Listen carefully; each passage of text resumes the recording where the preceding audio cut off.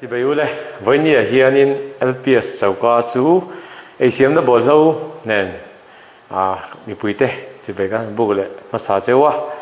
với nhiều cái siam tour hi Mizo mi bùi tê na cái ngã hel trin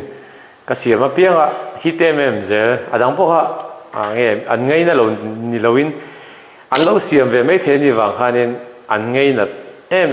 Mizo dish cái siam lại đó na chúng ta po hanin cái một phố atangin thang mà đấy cái rồi xem mà atangin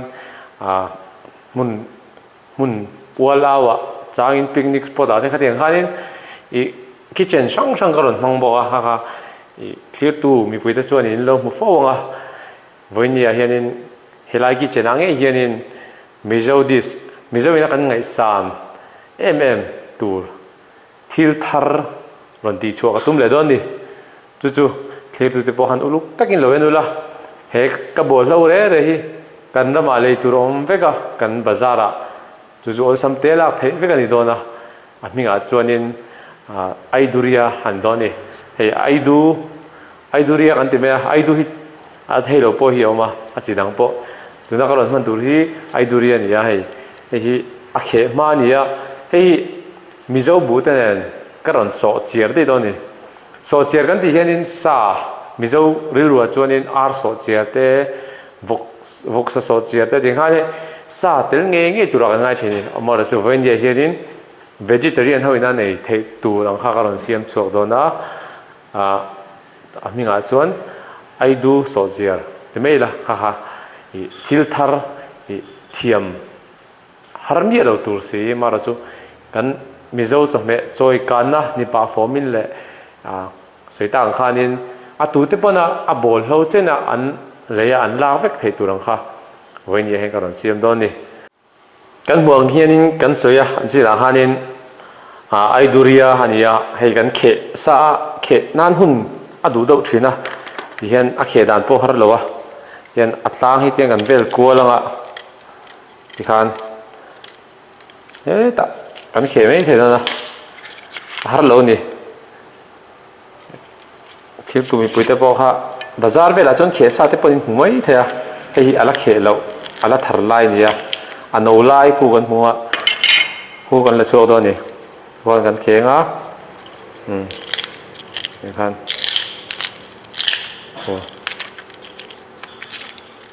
arim te la hian rim tui ramdanga hianin heng kan Aidu kan hmuang hi muturom veng em ti te kha ngei tu na chu no ma chu Mizo kan ho sak ve na kan dish ho sak ve na te po kan ti theng chu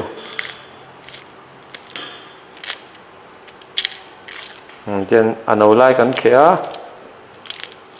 ti khan ha te kan la chuak ai ano ho zong khatien kan da kho ma ti khan he tai kan da kho ma ti khan hei khe sa in tiang kan siam ani nakina asiam dan chu ten akat lai tu te po kha kan mu thawanga he lai abok lai hi tlemi kan kat sin dawanga amba ki chu sai sinang theyang berin ron kat chu an tu ma achan chu sai nan lo chuan akating kha apoi modoni min rol do lo ni achen nge athen ha kan kat len do chuanin min haranga atet chuan min ba ha ain an lo chuanin min rol do lo ni kha cutting apoi mo na ni chuan aiduria chu he kan nei ta chuanin amma sabera titeang soup tui tur kha stock tur te mai tang soup ate kan mang na sa thina stock kan tia soup a chuan amma ro chu soup a chu kan mang lo curry ate po kan manga voinia chuanin kan Aidu Sawhchiar siam tura hianin kami vegetable stock man tia kami soup tuan man thinang chi te po kha tuna hianin stock an ti mai ni kha ming chuan chu nakina kan episode thara rem changa stock siam dan te bo garon la tilanga chicken stock te siam thea beef stock te tiang khanin chi sang siam thei ni voinia chuanin vegetable stock man ro siam do na amaro chu ta po chuanin la ti san tiang Mizoram kan oma Mizoram chu ele na than ngai em kan la ni a bol lo chenin kan la pukim lo ni kan mu ho hi chu timela atam lo ni ram shan shan cho han siam don la a siam the lo ni amaro chu ti sam teng khami kan ramat ingredients milin stock kan siam lo ni vegetable stock siam nan chuan kan man thin chu hei celery kan ne celery hi chu a common ani Mizoram hi chuanin kan ching tharvia tun nai te tang hianin aronom tharvia chu bazar vela hianin indin ni a hian mu tur om do renga amaro chu ni din mu tur om lo ni hun big lai hi om ani celery an mang thina celery a po hianin hei tuna kan mui chu kan raman thara chu apan hei asin bokani amaro chu mun dang mi chu hei ku zung chal tiat vela thau hi nia a sei bo tiang vel hi nia ka celery manga chuan leeks kan tia leeks chu kan rama mu tur om lo ni chuan carrot om ta carrot hin mang boka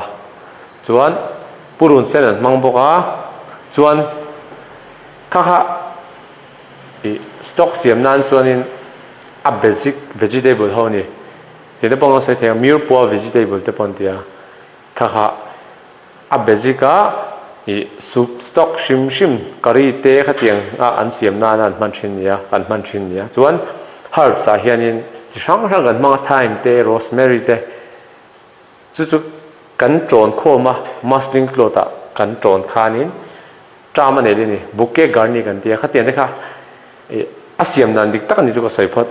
amara chu kha kan rama mu turom lo wang tu he karon twist to ni karon kan rama ai siam na bol ho omatang hianin vegetable stock or siam do ni ama sai nei tui kan ona adon sang chuan carrot hi chu ram dang lai tu ro mangin Mizoram a po lai tu ro ma chu kan kat tenga roughly kat kan mang do ni stock siam na ne da chuan mir po kat kan mang do ni size pom no ni hian di khan hei a size kan consider do lo ni kan ngai poi mai do lo ni chuan kan purun sen kan nei ve a common kan man thei chu ni sia soi tang khanin carrot le purun sen hi kan mang common thei ni khan hei mir po kat kan ti mek du dan ne kat thei ni mir po kat a chuan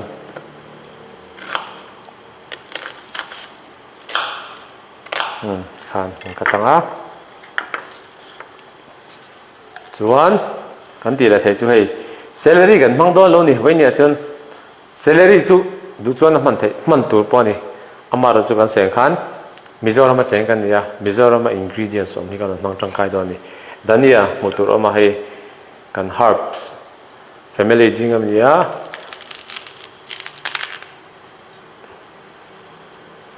chuan hei a phong lai hi tiang hei tiang lai yang hi a juicy lai nia a flavor tamani a na ai chuan a na hi chu a garnish na la chei moi na kan mang thin ni kha a phong hi helai a phong ti mela a stem chho ve li kan mang ating kan da do ni wala kan huang hianin hei kan vegetable stock po minute som chu kan lo chuang ta reng ma chu mi line hei minute nga kan la ne kan Aidu hi kan lo chan do ni a size inang thei beranga ya china kan soi tang khanin a sai nan lo chuan min roll do lo ni a min roll nan ti khan keng katanga ti khan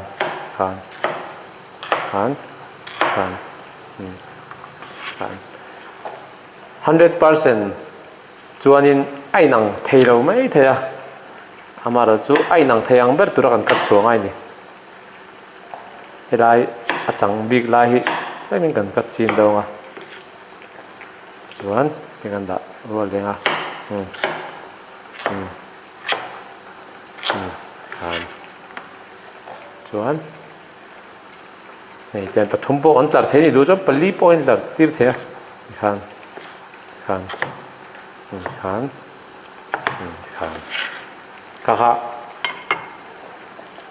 nei te kan hmu a chuan hei kan vegetable stock tur pawh minute nih vel kan la zirtirna chuan hei Nutrela kan nei a Nutrela hi kan thak dawn ni kan stock tur a hian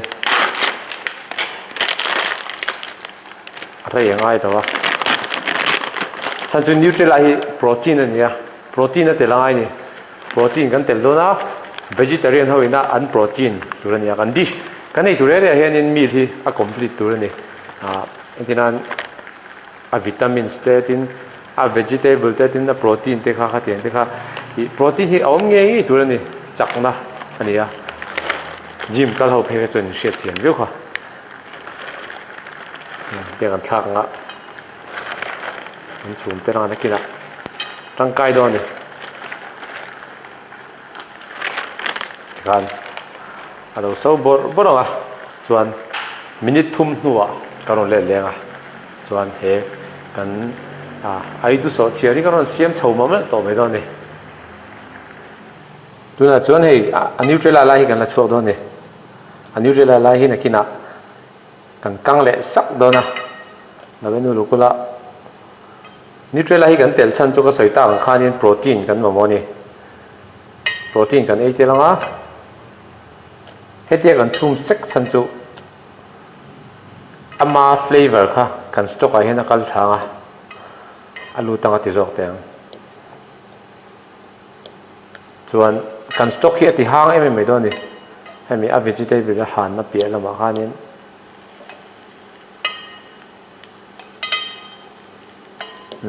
ko khon ta khu hei kan stock chu ni a tam lo em ma ho minute som panga ve kan chuanga kan ma mo tam lo reng bok ani chuan tiang kan danga chuti mek lain kan purun kan thak mui na tur hi kan chuang bok anga ta hian te ri lo mui selang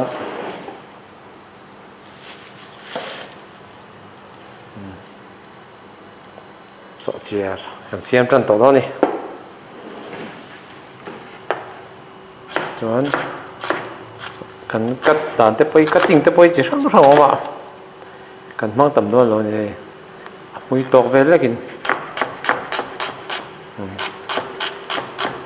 chopanga kan purun sen chu tok sini kha chuan purun ba hi chu tian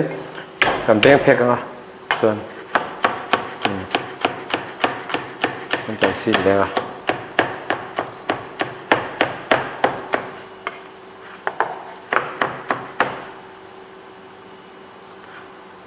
thì kan chan si lenga Mizo mi pui te tan Mizo chawhmeh promote na ni performing tu na hianin Aiduria Sawhchiar karon siam do na kan te po hui chho to boka purun va le purun sen ni te kan thak nga te kan thak rol chan chu a flavor kha in angin kal se kan duwa kan chok do ni kan hei te ri Mizo chuanin a khuk vut thian kan thak thin ani te kha akan akal to thin ni kha te khanin ani dan tur pon ni lawa tia a khuk ma hian tian kan thak mui du pon purun var ani mo purun sen ni pon kan thak mui thenga chuan chi kan al lenga ama hian le kan purun sen le kan purun var po a brown to boka chuan kan Aidu hi kan thak to don kan chopanga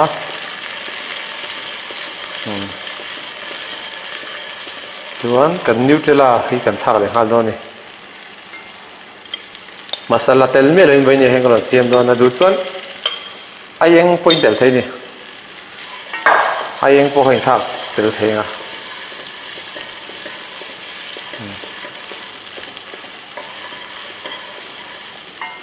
chuan chỉ hi kan al do do ni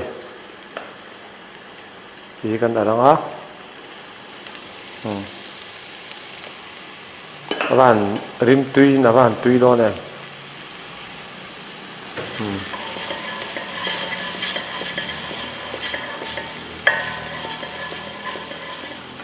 chuan bu hi kan thak do ni Mizo bu kan hmang ani tura hian te ri kan te sa do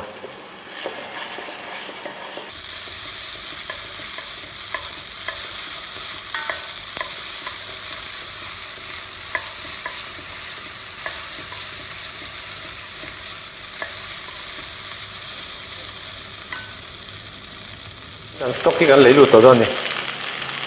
tui hi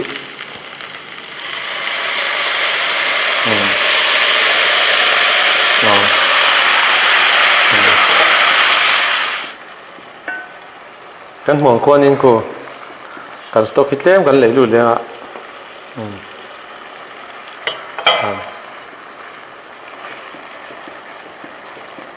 kon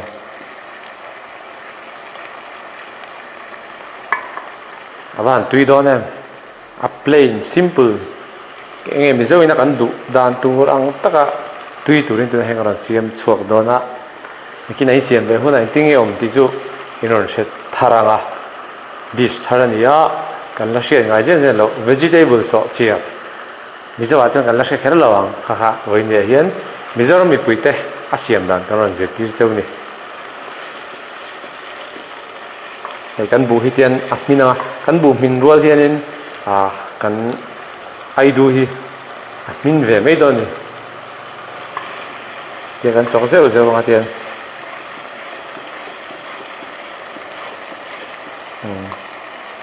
arim po tui to khop ne Aidu kan siang Aidu le bu hi kan chum pol thina ni kan bu chiara ti teng angai na tan chuan ngei na tom tak ani ke po hianin Aidu hi ka ngai na me kan pi le bu te pon Aidu mut tui na ni ti thing ka chuan kan chen nu mai ken kan ti fel le zelanga ei siam na hun hi a fel fai tur ani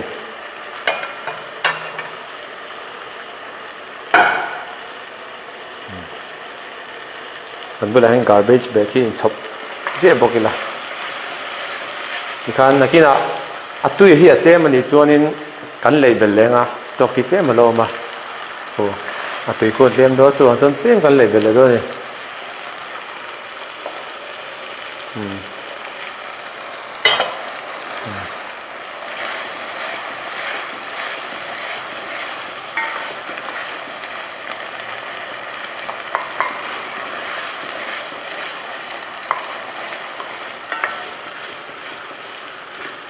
du chuanin ala twist he ni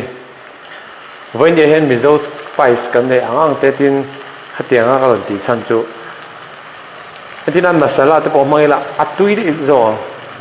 amara chu ke mani chokne mangai he ni khong e in siam ve re teng ti le Mizo dish Mizo ina kan chokme le te promote na ni performance tian kan ne angai ka siam ani ya then khata chu tui lo me the then khata chu tui me the amara chu ka sei tang khanin masala flavor te du tan chonin masala te point tel thenga ya hianin tui te point te zok mai kha ha chu nang mani te sa jin ni se chuan kan sim do do ni tian chuan te kan khunga minute ni nuwa kan le le do ne ho kan bu po a chiar moi to em ma koi pur kan du lo ni a bu khalang se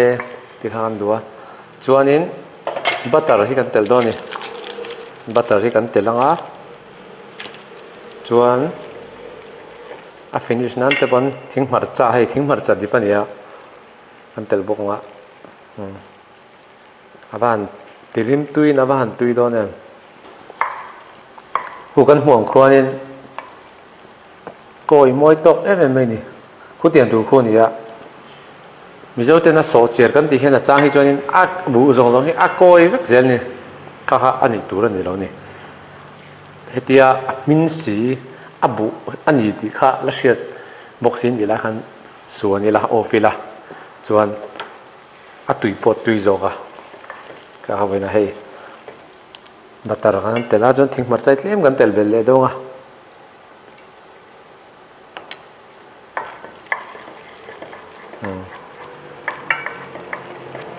chuan ala al lo do tlem chi kan tel le do ni chuan dania kan telanga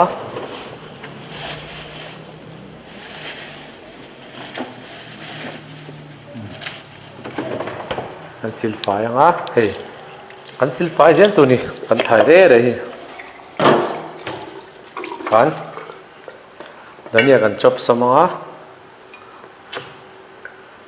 kan surti do ni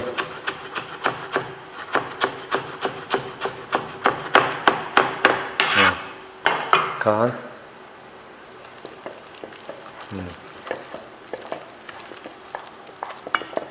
ani matui to em ni samme khera ngai lo ni vegetarian Sawhchiar kan siam ani a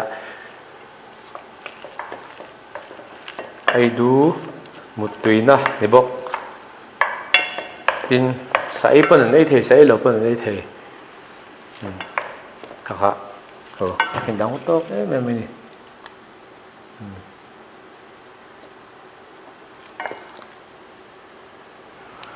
tu na chuan kan lo chop moi to nga hei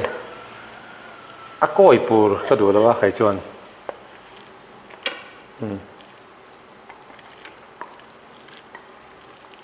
aba han tui do nen rim pot tui khop me thing mar charim te tin Aidu rim te ron nama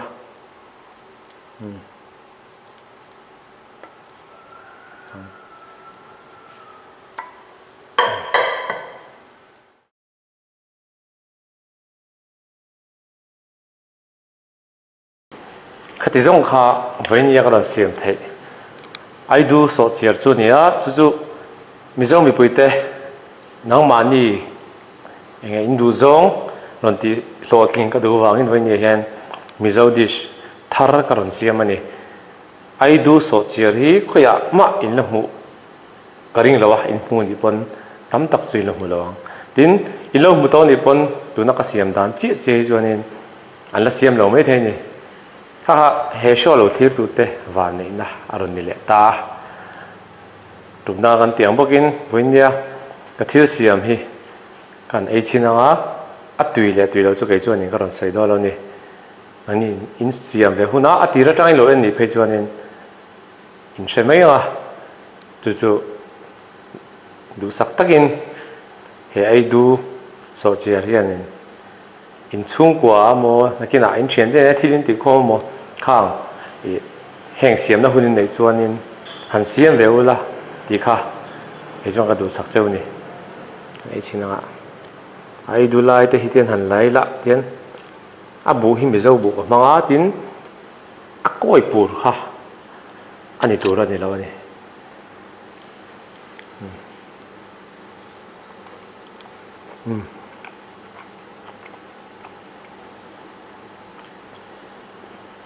Aidu te sin sia bu ne in chumpon a te som dan ni sia bak chu sei lo so ne lo huna ke mi da chho do ne